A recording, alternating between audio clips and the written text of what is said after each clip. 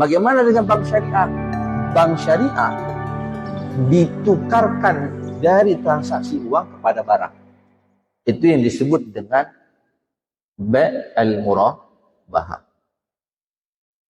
Kalau Bapak datang ke bank konven, ingin dapatkan mobil, beli mobil nih, dikasih uang kepada Bapak, bukan dikasih mobil. Lalu kemudian uang itu Bapak beli mobil. Kan sama juga transaksi jual beli. Tapi yang dijadikan underlying asetnya bukan mobil, uang yang Bapak pinjam. Nah, yang namanya uang 100 juta, kembalikannya tambah 10%, itulah riba nasi'ah.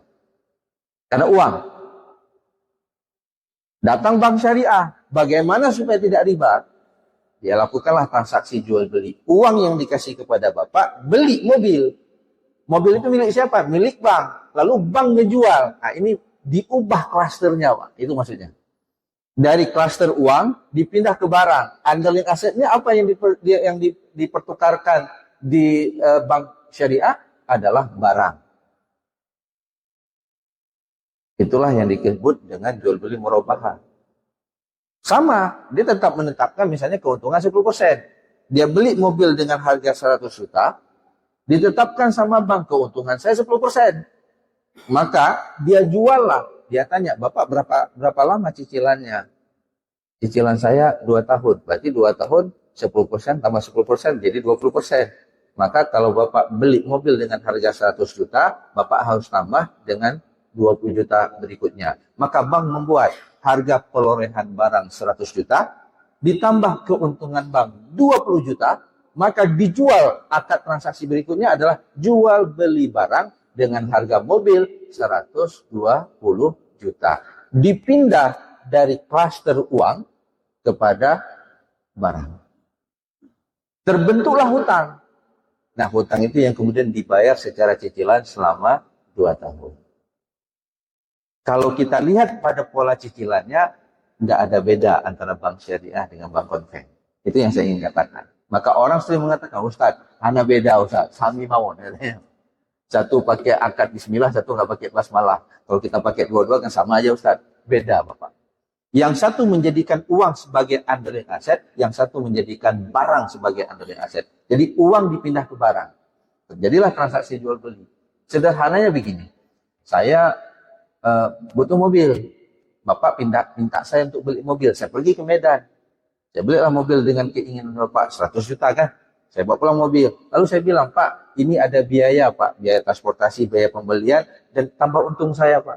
Karena Bapak nggak bayar tunai, ya Bapak bayar secara cicilan, saya minta keuntungan sekian. Sah nggak? Sah Pak. Jadi saya beli barang dengan harga 100 juta, saya ingin dapatkan keuntungan 20 juta, saya jual kepada Bapak 120 juta, lalu Bapak bayar cicilan. Dia bukan hutang uang, tapi dia hutang barang, harga barang itu terbentuk menjadi hutang. Nah, cuman karena bank syariah ini nggak bisa punya showroom, nggak bisa dagang langsung dia, nggak ada barang, maka dibuatlah akad baru namanya akad wakalah. Nah, ini yang jadi tikungannya Pak. Pas dikasih uang kepada Bapak, Bapak nggak beli mobil, uangnya Bapak pakai, hukumnya menjadi haram. Karena kegiatan murabahah jual beli yang ada di dalam bank syariah itu harus memenuhi rukun dan syarat. Salah satu syaratnya ada barang yang diperjualbelikan. Ketika saya kasih akad wakalah kepada Bapak dari bank, bank memberikan wakalah kepada Bapak untuk membeli barang, ternyata udah cincai-cincai. Orang bank tahu juga, dia butuh uang, bukan butuh barang.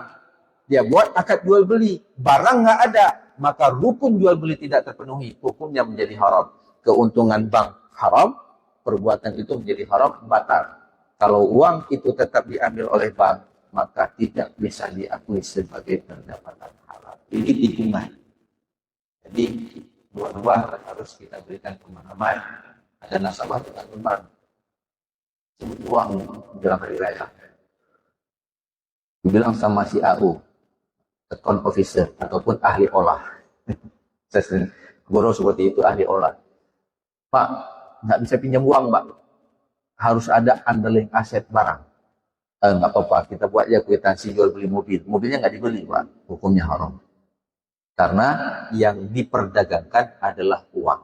Kalau uang yang diperdagangkan, hukumnya menjadi haram. Karena dalam Islam, uang itu sebagai alat bayar. bukan barang yang bisa diperdagangkan. Kalau dia diperdagangkan, dia harus dilakukan tunai dan dibayar dengan harga yang sama. Apabila lebih, itu menjadi hukumnya haram. Tapi ketika dipindah menjadi barang, lalu kita ingin ambil keuntungan, maka itu menjadi boleh. Kemudian terima kasih kepada Bapak Budi yang menyiar secara langsung di channel YouTube IDF Motivator pagi ini. Ini juga akan disebarkan ke mancanegara, ke Malaysia, Thailand, juga Singapura, Brunei. Alhamdulillah ceramah kita semakin mendunia. Terima kasih Bapak Budi.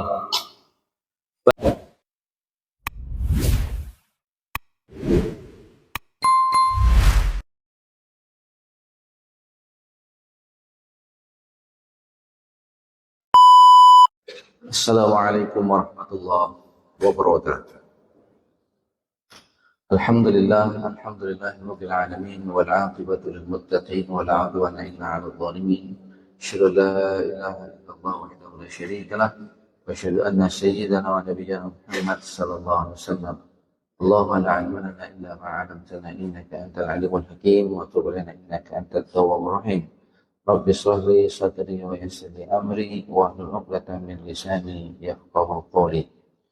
Wa qala Allah ta'ala fil Qur'anil Karim, a'udzu billahi minasyaitonir rajim, ya ayyuhalladzina amanu taqullaha wa dharu ma baqiya minal riba in kuntum mu'minin. Shadaqallahul 'azim. Alhamdulillah, segala puji bagi Allah Subhanahu wa taala atas berbagai nikmat yang masih Allah curahkan kepada kita semua. Semoga semua nikmat yang masih Allah titipkan kepada kita menjadikan kita hamba yang semakin mendekatkan diri kepada Allah Subhanahu wa taala seiring dengan umur kita yang semakin bertambah, semakin menua. Mudah-mudahan dengan kekuatan amal dan keistiqomahan dan memperbanyak doa, nantinya ketika kita menutup hari dan lembar kehidupan kita, mudah-mudahan kita semua yang hadir di dalam masjid yang mulia ini meninggal dalam husnul khatimah. Salawat dan salam kita sajikan kepada junjungan kita baginda Nabi Muhammad sallallahu alaihi wasallam, Rasul yang menjadi uswah dan qudwah bagi kita semua. Kaum muslimin sidang jamaah salat subuh yang dimuliakan oleh Allah, para pendengar Radio Baitur Rahman, Radio RRI yang dimuliakan Allah Subhanahu wa taala. Kita akan lanjutkan kajian kita 2 minggu yang lalu. Masih dalam kaitannya ada 2 yang kita coba bahas. Yang pertama, doa yang selalu kita minta kepada Allah. Allah marzuqna rizqan halalan thayyiban mubarakan. Bahwa kita meminta kepada Allah Subhanahu wa taala rezeki yang dititipkan kepada kita, apakah itu harta ataupun bukan harta, itu menjadikan kita pertama rezeki itu halal, yang kedua baik, yang ketiga berkah. Dalam kaitan hal ini juga kita membahas bagaimana persiapan dari sisi harta ketika kita kemudian memasuki bulan suci Ramadan. Hampir banyak para ustadz sekarang kembali mengulang kaji tentang fikih Ramadan. Bagaimana sholat, bagaimana kesiapan kita, dan seterusnya. Tapi kita khususnya pada subuh Rabu ini akan membahas bagaimana memastikan bahwa harta yang kita gunakan selama bulan suci Ramadan itu bersumber dari harta yang halal. Kalau harta itu haram, maka rugi kita berpuasa. Dan itu kemudian sesuai dengan firman Allah Subhanahu wa taala, ya ayyuhalladzina amanu taqullaha wa dharu ma baqiya minal riba in kuntum mu'minin. Hai orang-orang yang beriman, tinggalkanlah perbuatan riba. Salah satu sumber harta haram itu adalah riba. Maka Allah mengatakan, hai orang-orang yang beriman, yang dipanggil orang yang beriman, bertakwalah kamu kepada Allah, tinggalkan perbuatan riba apabila kamu beriman. Maknanya apa? Ketika kita ingin menjadi orang yang bertakwa, maka meninggalkan perbuatan riba itu bahagian dari keimanan. Kalau kita tidak meninggalkan perbuatan riba, maka kita tidak beriman. Kalau kita tidak beriman, kita tidak dipanggil oleh Allah untuk berpuasa. Karena orang yang berpuasa adalah yang dipanggil, ya ayyuhalladzina amanu kutiba alaikumusiyam. Hai orang-orang yang beriman, diwajibkan kamu berpuasa. Siapakah orang yang beriman? orang yang beriman adalah mereka yang meninggalkan riba. Kalau dia masih terlibat dengan riba, maka sebenarnya dia belum beriman kepada Allah Subhanahu wa taala.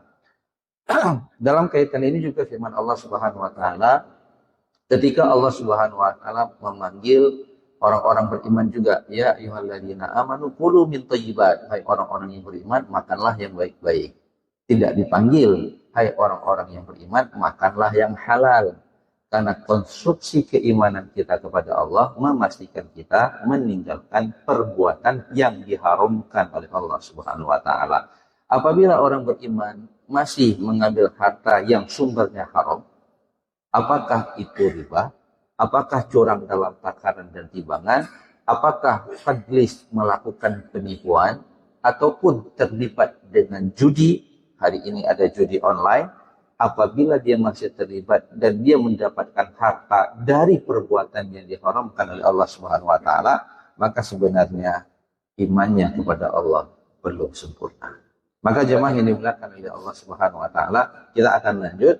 Salah satu perkara, salah satu hal yang sangat penting dalam masalah harta haram ini adalah masalah riba. Kita akan lanjutkan jemaah yang dimuliakan oleh Allah Subhanahu wa taala. Kemarin kita sudah membahas bagaimana kecaman Allah Subhanahu wa taala di dalam Al-Qur'an terkait pelaku riba. Lalu juga kita sudah dilihat bagaimana di dalam hadis. Nah, pada pagi ini kita akan bahas bagaimana riba itu terjadi. Jemaah yang dimuliakan oleh Allah Subhanahu wa taala, di dalam Al-Qur'an riba yang dijelaskan di dalam Al-Qur'an itu konstruksinya adalah hutang piutang. Maka dikenal di sana ada riba al-qardu, riba ad-dain, atau riba jahiliyah. Pada hakikatnya tiga istilah yang berbeda ini maknanya hampir sama, hutang piutang. Kalau saya memberikan kepada Bapak 10 juta, nanti ketika dikembalikan tambah 10%. 10%, maka kembalikanlah 10 juta ditambah 1 juta misalnya, maka 11 juta. Itu adalah riba. Karena konstruksinya adalah hutang piutang, pinjam meminjam. Bapak Ibu yang dimuliakan oleh Allah, hal ini juga kemudian ditegaskan di dalam sebuah kaidah, kullu qardin jara naf'an fahuwa riba. Setiap akad al-qard yang kemudian mendatangkan manfaat bagi si pemberi hutang, maka masuk dalam kategori riba. Jadi transaksi ribawi yang dijelaskan di dalam Al-Qur'an, jamaah yang dimuliakan oleh Allah, adalah transaksi ribawi yang terjadi di dalam kegiatan hutang piutang, pinjam meminjam, ataupun juga disebut dengan riba ad-dain ataupun riba jahiliyah. Jadi riba jahiliyah itu terjadi ketika seseorang itu menghutangkan uang kepada orang lain, nanti ketika dikembalikan dalam bentuk yang lebih. Bapak Ibu, bagaimana kalau kemudian saya mengembalikannya lebih tapi tidak diminta?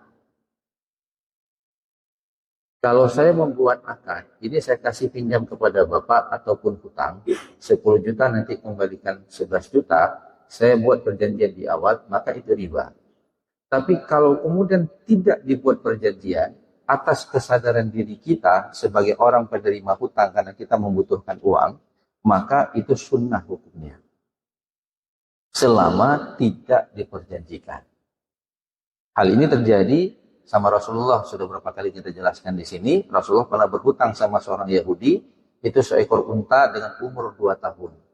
Diminta untuk kemudian dibayar hutangnya, maka Rasulullah memerintahkan Umar bin Khattab mencari unta yang umurnya 2 tahun. Ternyata tidak ada. Mutar Umar bin Khattab di kota Madinah, tidak ketemu dengan unta yang umurnya 2 tahun. Maka Umar mengatakan, ya Rasulullah, hanya ada unta dengan umur 3 tahun. Berarti dagingnya lebih banyak, ya, kemudian harganya lebih mahal. Maka kemudian kata Rasulullah, wahai Umar, ambil, bayarkan kepada dia. Umar mengatakan, ya Rasulullah, bukankah ini riba? Apa kata Rasulullah? Sebaik-baik orang yang berhutang, ketika melunasinya, membayar lebih. Bapak Ibu, logika sederhana. Saya berhutang sama Bapak 20 juta. Ketika saya kembalikan, saya kasih 22 juta. Bapak bahagia nggak? Bahagia, Pak. Besok saya minta utang lagi, kasih nggak? Pasti dibayar. Ini pasti lebih lagi nanti dibayar.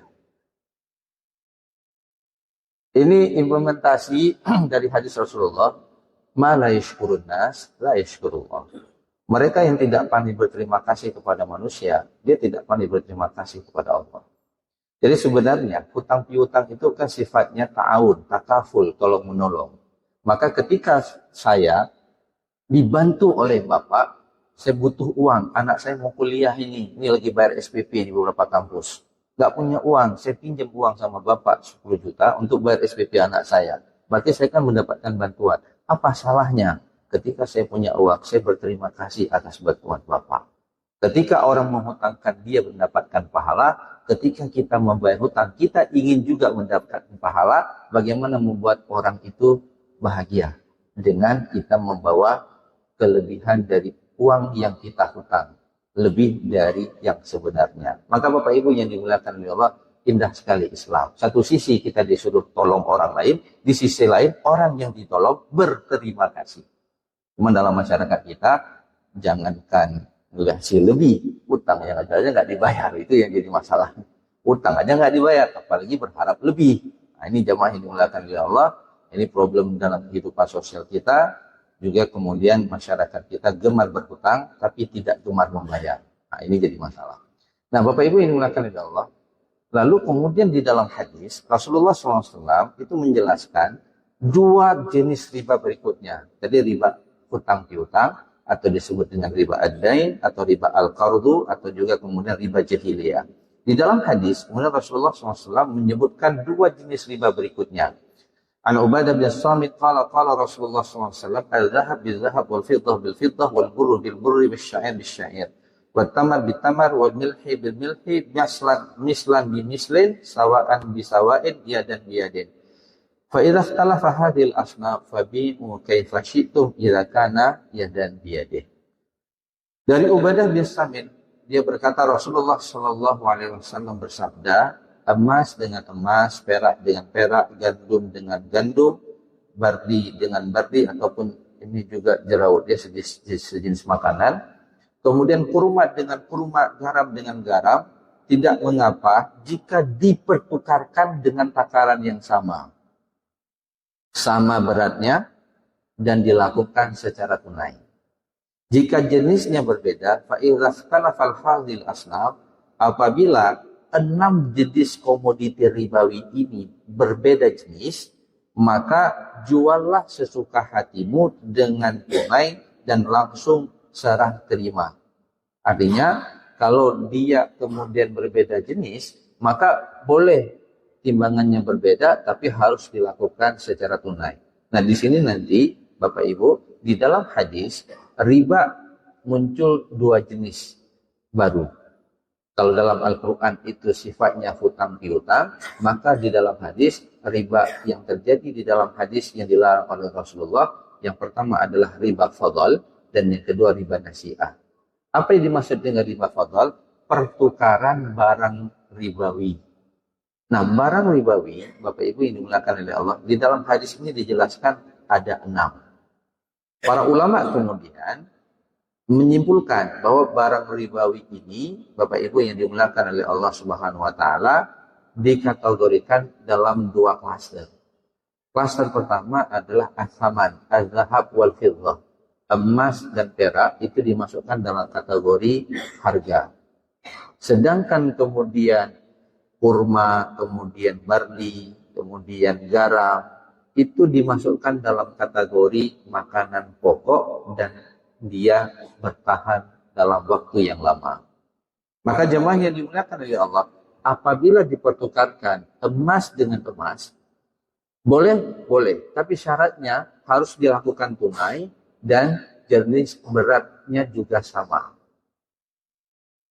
Apabila dipertukarkan kurma dengan kurma, walaupun kualitas kurmanya berbeda. Satu kurmanya, kita bilanglah kurma yang kualitas lebih mahal hari ini, ajwa. Dipertukarkan dengan kurma sukari, harganya lebih murah. 1 kilo kurma ajwa dipertukarkan dengan 1 kilo kurma sukari. Kira-kira adil nggak? Kurma ajwa lebih mahal, Ustaz. Kurma sukari lebih murah. Sepatutnya kalau dipertukarkan kurma ajwa 1 kilo, kurma sukari 1,5 kilo atau 2 kilo. Apabila dipertukarkan jenisnya kurma, walaupun kualitas kurmanya berbeda, maka hukumnya haram. Dan ini pernah terjadi dengan Bilal bin Rabah. Ketika Rasulullah diberikan hadiah oleh Bilal bin Rabah, kurma yang dimiliki oleh Bilal kualitasnya rendah. Lalu kemudian ketika diberikan kepada Rasulullah, Rasulullah nanya, ini kurma bagus, dari mana kau dapatkan? Apa kata Bilal? Aku pertukarkan 2 sak kurma yang aku miliki dengan kurma 1 sak yang jenisnya kualitasnya bagus. Apa kata Rasulullah? Ini dilakukan secara tunai, tapi kuantitasnya berbeda dan kualitasnya berbeda. Kata Rasulullah, ini riba wahai Bilal. Maka kemudian Bilal bertanya, bagaimana ya Rasulullah? Maka Rasulullah mengatakan, jual dulu 2 sak kurma yang kamu miliki, jadikan dia uang. Kan dijual nih, dapat uang kan? Berbeda klasternya. Tadi klaster uang, klaster harga, satu lagi makanan pokok. Dapat kamu uangnya, maka beli kurma yang kualitasnya lebih baik. Maka jemaah yang dimuliakan oleh Allah Subhanahu wa taala, apabila kemudian kualitas dan kuantitasnya pada posisinya yang sama dengan barang yang sama, itu harus dilakukan, harus sama ukurannya dan harus dilakukan tunai. Nanti di hari raya ada tukar uang, ya kan? Rupiah lama dengan rupiah baru, ya kan? Nah, apabila kita pertukarkan rupiah yang lama dengan rupiah yang baru, yang lama 1.020.000, lalu diberikan uang baru 1 juta, itu riba. 20.000 itu riba. Kenapa? Karena jenis uangnya sama, jumlahnya sama. Apabila kemudian jamaah ini dimuliakan oleh Allah, ada orang, nah ini kita datang ke bank, lalu bank bisa minta tambahan 20.000, hukumnya jadi haram. Tapi ada orang yang dia membantu kita asik dagang nih di pasar, nggak sempat ke bank ngantri, lalu dia tukarkan uang, dia bawa ke pasar. Bu, Pak, ada yang mau tukar uang nih nggak? Ini uang baru nih, besok hari raya. Uang 1 juta, yang 55.000 dan yang 22.000 atau uang 10.000. Dia bilang, kalau saya tukar sama kamu, berapa? Dia tambah uang 20.000. Jadi 1 juta uang 5.000 baru, Bapak, Ibu kasih kepada saya 1 juta uang lama, tapi tambah 20.000. 20.000 itu uang apa? Apakah riba? Dia bilang, enggak, ini ujroh. Karena saya tadi ngantri di bank. Saya ngantri di bank nih. Kan saya ngantri di bank, saya datang ke bank, kan ada biaya yang saya keluarkan. Maka yang 20.000 ini tidak termasuk dalam kategori ribawi. Tapi kalau itu dipertukarkan di bank, ini tempat pertukaran bank, pertukarannya, maka itu hukumnya menjadi haram, riba. Tapi kalau ada orang yang kemudian datang khusus untuk melakukan penukaran uang, di situ dia ada parkir, di situ dia harus antri, maka dia minta ujroh. Ujrohnya itu tidak masuk dalam kategori riba karena dia mengeluarkan biaya ataupun menginvestasikan waktu untuk membantu penukaran uang kita. Bapak Ibu yang dimuliakan oleh Allah, tukar money changer, ya kan? 1 ringgit dengan 4.000 kalau uang rupiah, kita bilanglah sekitar itu penukarannya, ataupun dolar. Ini jenisnya berbeda antara emas dengan perak. Karena jenisnya berbeda, maka Rasulullah SAW mengatakan, fa'idha talafal hazil asnaf, apabila jenisnya berbeda, fabi'u kaifa syi'tum, maka silakan kamu melakukan transaksi, idza kana yadan biyadin, cash and carry. Tidak boleh delay payment. Kalau terjadi delay payment, maka masuk dalam kategori riba nasi'ah. Jadi riba nasi'ah ataupun riba baik, dia melakukan transaksi tidak secara tunai, karena dia tidak melakukan secara tunai, terjadilah penambahan dari sisi waktu ataupun pergeseran angka dan nilai, maka itu masuk dalam kategori riba nasi'ah. Nah, sekarang saya bawa dalam transaksi bank. Ya. Jadi para ulama tadi sudah menyepakati nilai dari 6 komoditi ribawi ini. Nanti kalau ada pertanyaan, bagaimana mempertukarkan beras di bulan puasa nanti, kalau kita keluarkan zakat dalam bentuk beras zakat fitrah, kan dicampur beras yang kualitas baik dengan kualitas yang tidak baik, kan dicampur. Lalu datang kita, Dapatlah kita 2 sak misalnya, 15 kilo, 15 kilo. Kita bawa ke pasar, kita bilang, nyo beras fitrah. Boleh nggak saya dapatkan yang kualitas nomor 1? Boleh katanya. Berarti 2 sak 15 kilo, 30 kilo saya tukarkan dengan yang 20 kilo yang kualitas pertama. Maka hukumnya juga riba. Kalau ini di kategori makanan pokok. Sama dengan kurma. Bagaimana caranya? Jual dulu. Jadikan dia uang, baru beli kualitas nomor 1. Nah, Bapak Ibu, bagaimana kemudian terjadi dalam transaksi perbankan? Dalam transaksi perbankan itu terjadi 2 riba secara bank konvensional dalam hal ini. Yang pertama, Bapak menyimpan uang dalam bentuk deposito. Ini saya ingin mengingatkan kita semua. Kita mempunyai uang, dan deposito kan di bank konven. Lalu uang kita diputar, diberikan kepada orang lain dalam bentuk hutang piutang. Datang seorang nasabah yang butuh uang. Dia minta sama bank dikasih pinjam. Underlying asetnya apa? Uang. Bapak ngambil 100 juta, bunganya 10%. Nah, itu riba ad-dain. Berarti Bapak nanti kembalikan per tahun 100 juta ditambah 10%. 10%-nya 10 juta per tahun. Maka tahun pertama tambah 10 juta. Kalau Bapak pinjam selama 10 tahun, maka ribanya 100%. Maka ketika saya pinjam 100 juta, kembalikannya 10 tahun kemudian harganya sebanyak 200 juta. Tinggal dikali saja. Ini riba ad-dain.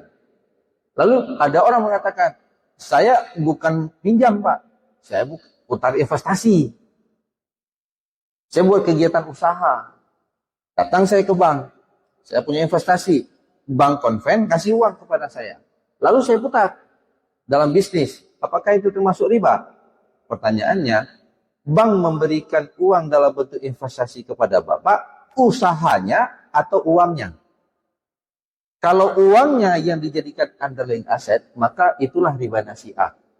Diputar dalam dalam transaksi perdagangan. Saya kasih kepada Bapak 100 juta, Bapak putar dalam bisnis. Dia minta 10% juga. Maka hukumnya menjadi riba. Kenapa? Karena underlying asetnya yang dipertukarkan adalah uang. Pertanyaannya, bagaimana dengan bank syariah? Bank syariah ditukarkan dari transaksi uang kepada barang. Itu yang disebut dengan bai' al-murabahah. Kalau Bapak datang ke bank konven, ingin dapatkan mobil, beli mobil nih, dikasih uang kepada Bapak, bukan dikasih mobil. Lalu kemudian uang itu Bapak beli mobil. Kan sama juga transaksi jual beli. Tapi yang dijadikan underlying asetnya bukan mobil, uang yang Bapak pinjam. Nah, yang namanya uang 100 juta, kembalikannya tambah 10%, itulah riba nasi'ah. Karena uang.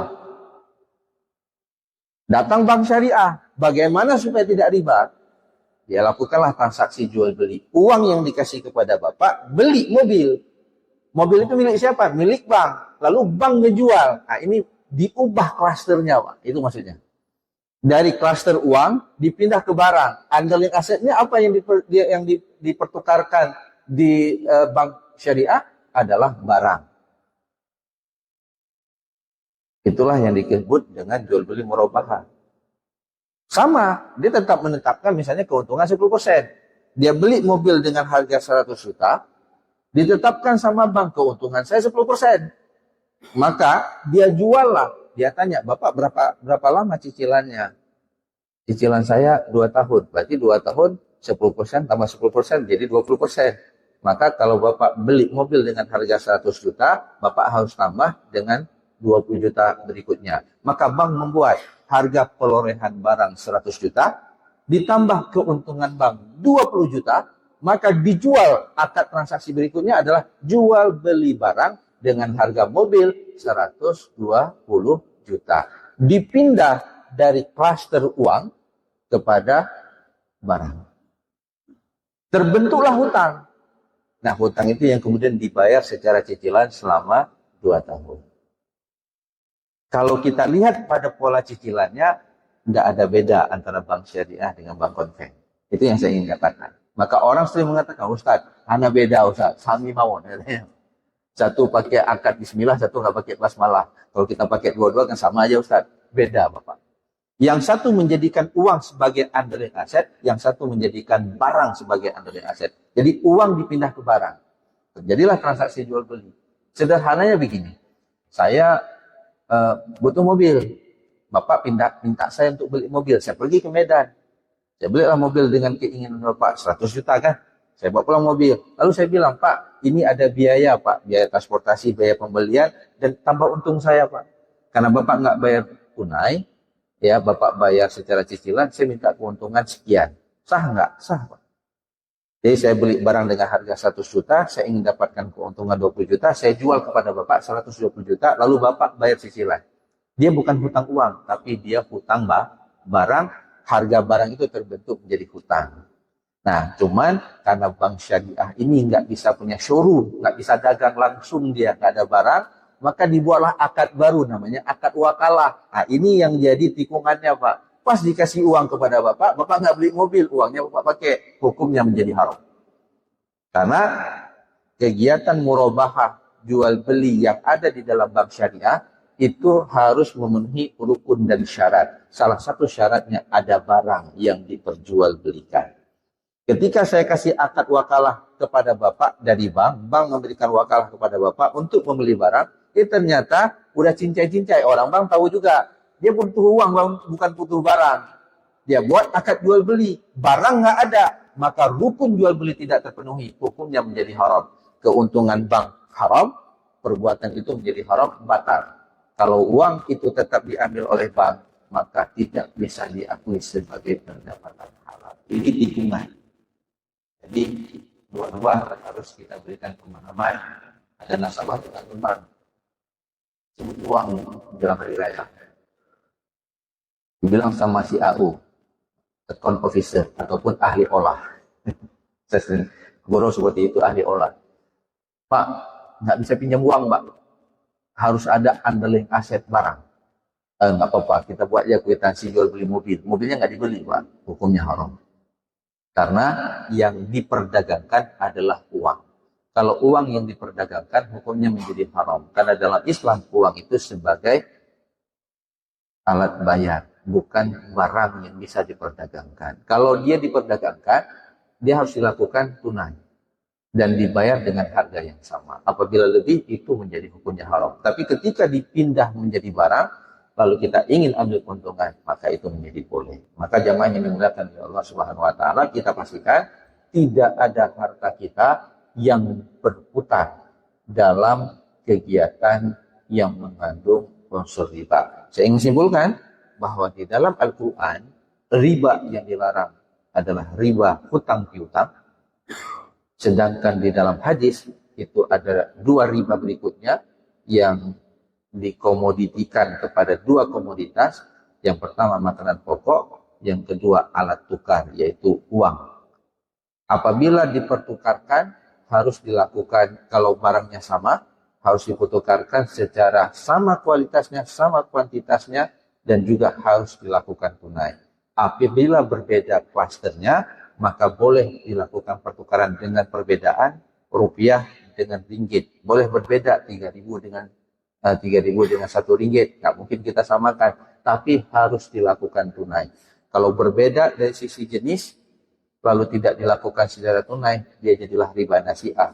Kalau sama jenisnya, terjadi perbedaan, maka dia masuk dalam kategori riba fadl. Nah, mudah-mudahan jemaah yang dimuliakan oleh Allah, kita pastikan tidak ada harta kita yang kita dapatkan secara riba. Termasuk kita yang mendepositokan uang di bank konvensional yang mendapatkan bunga, karena kita tetap mendukung kegiatan ribawi yang dilakukan dalam aktivitas perbankan yang tidak sesuai dengan syariah, dan para ulama sudah sepakat bahwa bank yang menggunakan pola ribawi hukumnya adalah haram. Mudah-mudahan Allah Subhanahu wa taala memberikan hidayah kepada kita, dan mudah-mudahan harta yang kita dapatkan selalu halalan, thayyiban, mubarakah. Amin ya rabbal alamin. Hadanallahu wa iyyakum ajmain. Assalamualaikum warahmatullahi wabarakatuh.